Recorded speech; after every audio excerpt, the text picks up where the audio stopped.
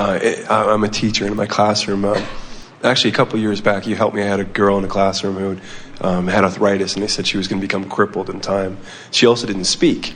And so I had the two goals, that she would speak and that she would be healthy. And you said, well, when you can make peace with her not speaking, maybe you could be of influence to her to be healthy. And I did, and she never spoke to me. But now she runs. I talked to the mom. The girl's really healthy. She was going to be crippled, but now she's fine. So I didn't get to talk to you about a student I had last year. A girl had terminal brain cancer, cancer to the brain, so she's 6. And but I followed the same advice. I always smiled at her. I always, no rules or anything. And one day when she didn't do her homework, my vision was she's going to live, a full life. And she didn't do her homework, and I decided to be a little serious. I said, sweetheart, you need to do your homework. And she fell backwards. Like, I'd never seen a sick kid at all. But in that moment, when I got serious with her, when I was kind of not in the vortex, she looked like a sick kid with cancer, and I'd never seen that before. And so for the rest of the year, I was always smiling, no rules, you can do whatever you want. And I've never seen someone like her. Like, everybody, she was a beacon of love. Everybody loved her. She had a smile all the time. She would support kids who were sad. And then one day I read a paper she wrote, and this story was, she got chemotherapy before school all the time. And the story said, I went to the park today, yippee, yippee, hooray, hooray, I like this world. And I ran into the corner, I cried my eyes out because I couldn't accept how I bitch and complain, and here this little girl is get chemotherapy and she's nauseous and she likes this world. And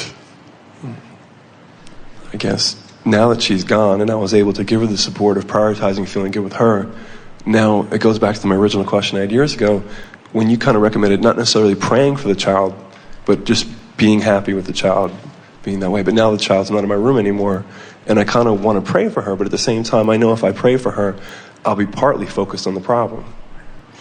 Well, that's the tricky part in this, isn't it? In other words, that's why we say, go to the vortex and then hold someone you care about as your object of attention. And this is the thing, we know that we're becoming very redundant in this go to the vortex business, but what happens is you can have an interaction with another and therefore an influence with another, whether you are in the vortex or not. In other words, you have the ability to walk around and engage with others. You have the ability to hold them in conversation. You have the ability to influence them from wherever you are.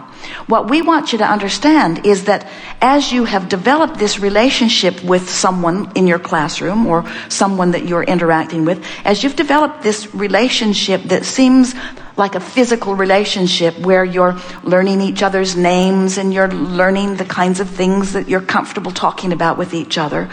At the same time that you are developing that relationship, you are developing a hole in the vortex relationship.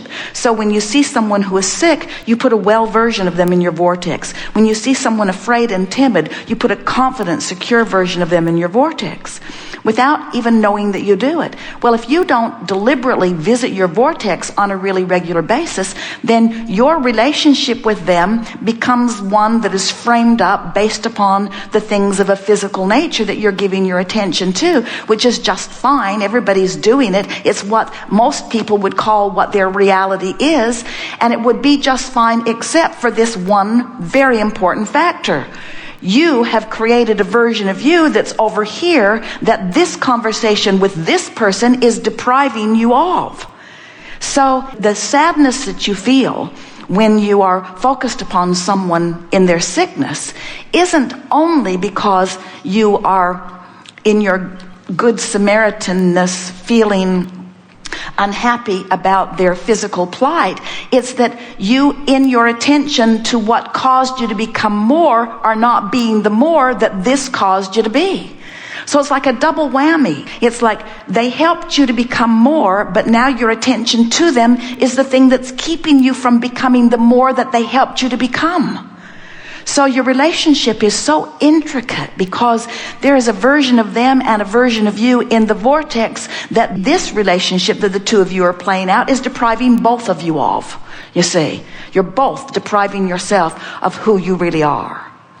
So when you just sort of take at face value, because we told you to, the existence of your vortex And you start practicing the feeling of the vibration of the vortex until this is the most familiar place for you to stand. Now, your knowledge of your clarity is secure. Your knowledge of her well-being is secure because you've practiced it. You're not pretending it. You're not looking at the opposite and wishing it were something else. You've practiced it until you know it. You've practiced it until this vibrational reality is more dominant in your vibrational patterns in just terms of airtime of what you're thinking than what you're observing. And then what happens? There's a dramatic shift that takes place in terms of manifestation. Let's go back to something that we started to say earlier. As you stand in your physical body, you can have a relationship with someone when you're not in your vortex, or you can have a relationship with someone when you're in your vortex. In other words, you can stand in your physicalness, in your full-blown physicalness, and you can be in the vortex or not in the vortex. And the people that you're interacting with can feel by the power of your being which of those two choices you've made. Most people don't practice being in the vortex until they're confronted with a problem, and then it's too late. But if you've practiced being in the vortex before you're confronted with a problem, so that you just stand in a place of stability, then here's the difference between someone standing in their body out of the vortex or standing in their body in the vortex. When you're standing in your body in the vortex, the energy that creates worlds is flowing through you, is guiding your thought, is guiding the timing of your words, is guiding the energy that you're presenting. In other words, you are an extension of this powerful energy. And then when you hold someone as your object of attention, with all that alignment, with all of that source energy, you cause them, for the time of your influence, to connect with the version of them that the two of you have created inside the vortex, and in that time there is no resistance. And if you can influence them to that on a semi-regular basis, you can assist them in physical recovery. That's how it works. But you can't do it hit and miss, and you can't do it if you're not in the vortex, and you can't go back and forth. In other words, you've got to stake your flag inside the vortex, and you've got to practice it until that's who you are. And you know, you do that with this experience and this one and this one and this one, and before you know it, you've got it relative to all experiences. You only have to make that claim once or twice, and pretty soon, anybody that you see who's in any state of being, you can stand in your alignment with their well-being and reflect it to them, and you will positively affect them for the time of their engagement with you, you see. You're like a satellite dish, beaming it down. So look at it this way. We started to talk about this earlier today, and let's focus here and bring it into a new place. So, manifestation is not an outside or inside the vortex thing, is it? In other words, manifestation is manifestation. Manifestation is a coming to fruition or tangible evidence of a vibrational frequency. How's that?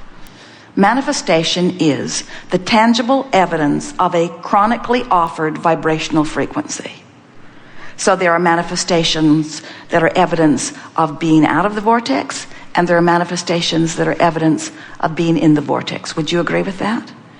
From which place do you want to do your manifesting? It really is that simple. I want to do all of my manifesting from inside the vortex. So what would an inside the vortex manifestation, what would it look like? What would a manifestation that's coming on, how would it look from inside the vortex? The first sign would be, I feel a happy calling to something. I feel an inspiration. I feel an interest. I feel eager about it. That's an indication that there's something going on in the vortex. It's the beginning of things swirling in the vortex, yes? What would be a next sensation? Oh, feels comfortable in here. Feels secure. Feels like home. Feels normal. Feels natural. Feels lovely. Feels stable. Feels like love. Feels like appreciation. Feels like where I belong. Feels natural.